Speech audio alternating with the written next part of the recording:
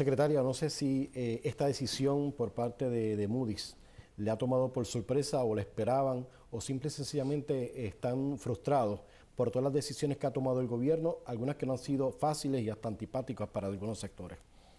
Pues mira, nos tomó de sorpresa la decisión de Moody's.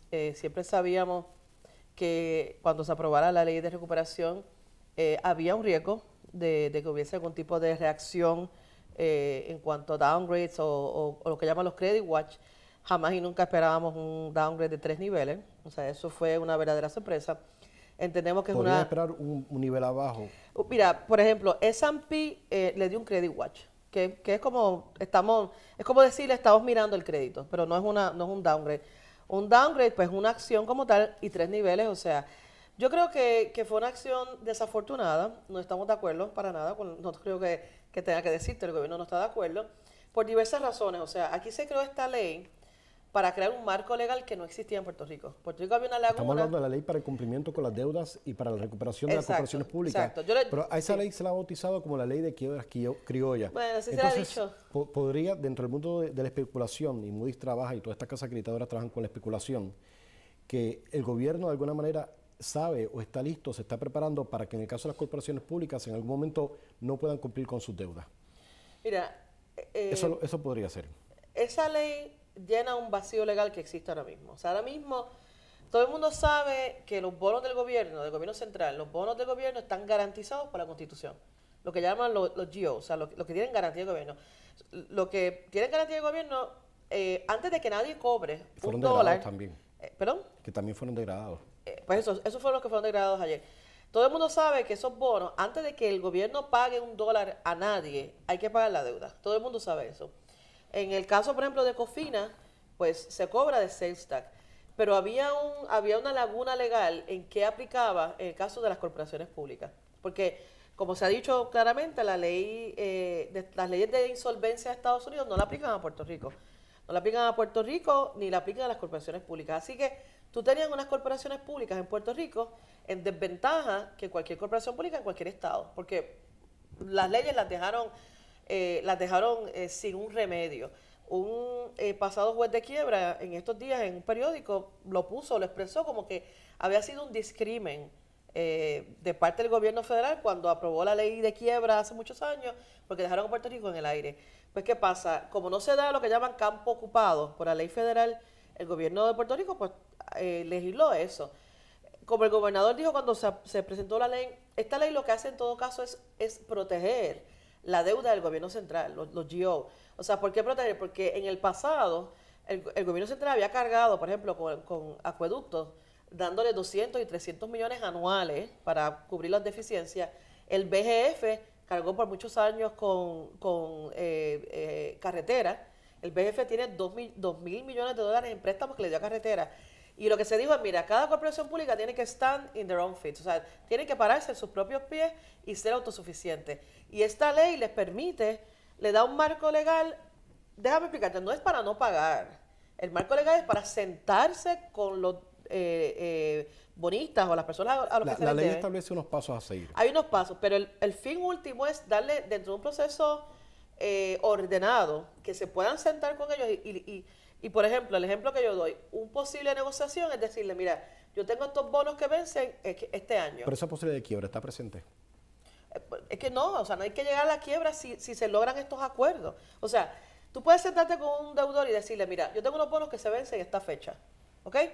Extiéndeme ese vencimiento por 2 años y te aumento la tasa de interés.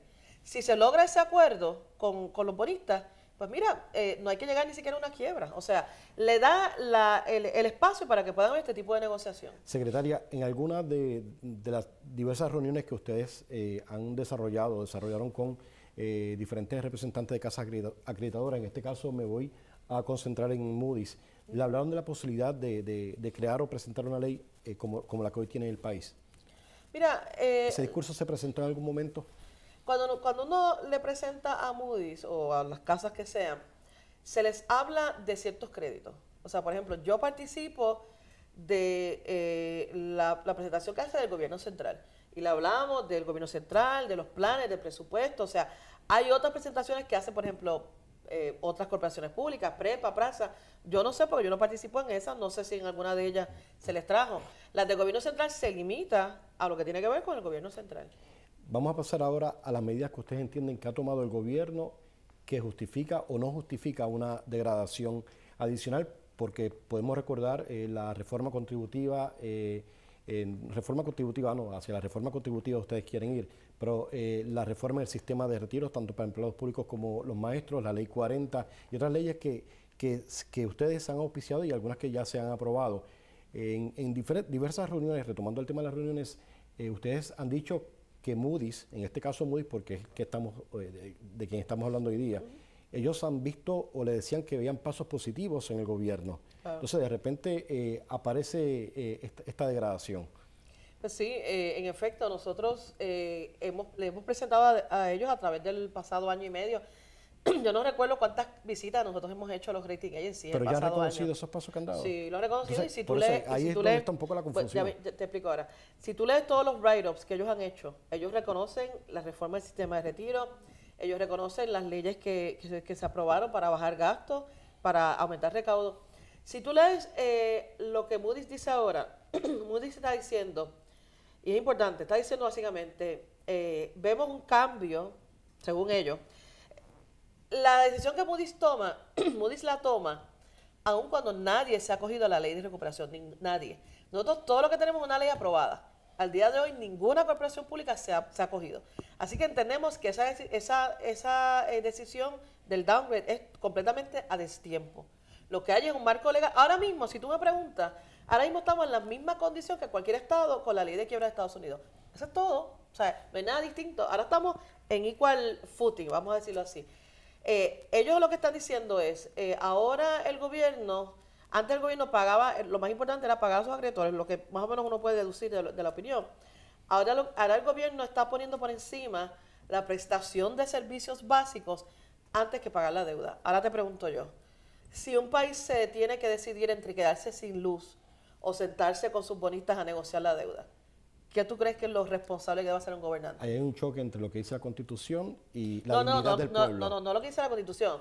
La Constitución se refiere sola y exclusivamente a la deuda del gobierno central. Estoy hablando de la deuda de las corporaciones públicas, que no están regidas por la Constitución, están regidas ahora, la ley que ahora está regida ahora por la ley. O sea, si tú eres un gobernante y tienes ante ti la decisión de o pagas la deuda y tienes que coger una corporación pública y cerrarla y vender los activos y dejar a Puerto Rico sin luz. Ahí la respuesta la tiene el pueblo de Puerto Rico. Exacto, o sea, la pregunta es ¿qué prefiere qué es lo más responsable como país, como gobierno? Finalmente, secretaria, ¿cuál es el paso que ustedes van a dar ahora? Van a tratar de reunirse con ellos, toda vez que también sabemos que es otro tema que más adelante estaremos discutiendo con otros invitados, que estas casas acreditadoras han sido demandadas por otros estados inclusive. Han sido demandadas y el gobernador le pidió al secretario de Justicia que mirara, precisamente la posibilidad. Yo sé que el secretario, yo participé de una reunión ayer un poco explicando el proceso, ¿no? de las casas, de las presentaciones, de las opiniones que ellos dan. Le expliqué un poco lo que pasó el pasado año, todas las muchísimas y decenas de reuniones que tuvimos y lo que fue cambiando.